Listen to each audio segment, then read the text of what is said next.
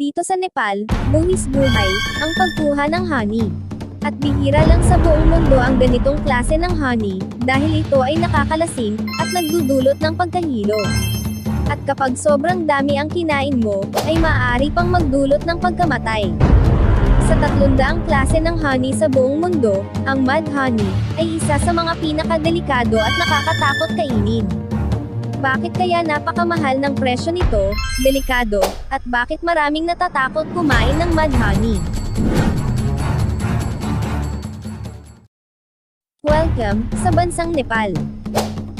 Ang mud honey ay ginamit sa loob ng maraming siglo ng mga lokal ng Nepal at ng mga nakapaligid na rehiyon bilang isang panggamot na lunas at isang espiritual na tulong. Ang mga taga-Nepal ay naniniwala na malaki ang benepisyo nito sa katawan ng tao. Ang mud honey ay karaniwang ginagamit nila bilang aphrodisiac or pampagana sa pakikipagtalik. Wow! Sa mahabang panahon, sila ay naniniwala na alternatibong gamot din ito para sa gastrointestinal disorders tulad ng peptic ulcer, dyspepsia, at gastritis, at para sa hypertension. Pero alam mo ba na delikado kapag maraming mud honey ang kakainin mo? Ang mud honey ay kilala din sa mga psychological effect nito. Kapag kumain ka, ay maaari itong magdulot ng pagkahilo at pagsakit ng ulo. At kapag sobra ang nakain mo, maaari itong humantong sa pagsusuka, pagkawala ng malay, mga seizure, at, sa mga bihirang kaso, ay pagkamatay. Umaabot ng 2 hanggang 9 na oras bago bumalik sa normal ang katawan, depende sa dami ng nakain na mud honey.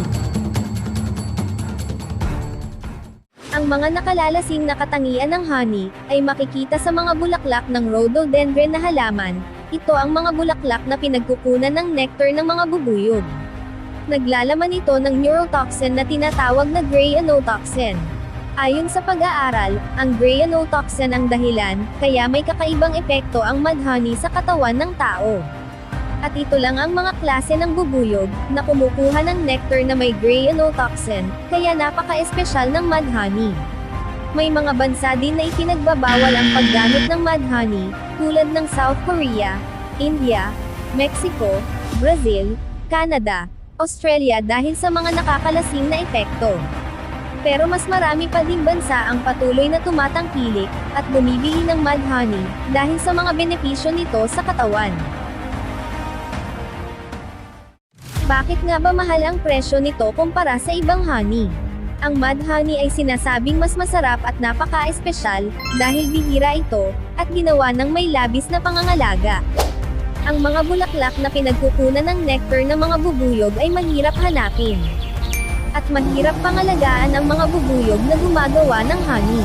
Kailangan mo pa ng mahahabang hagdan sa pagkuha nito, dahil sa gilid ng mga bundok mo ito makikita.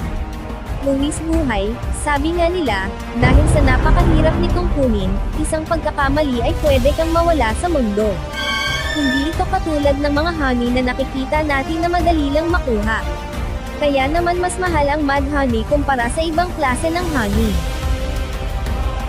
Ang bidyong ito ay isa lang paalala na hindi lahat ng honey na mabibili natin ay pwedeng kainin ng sobra.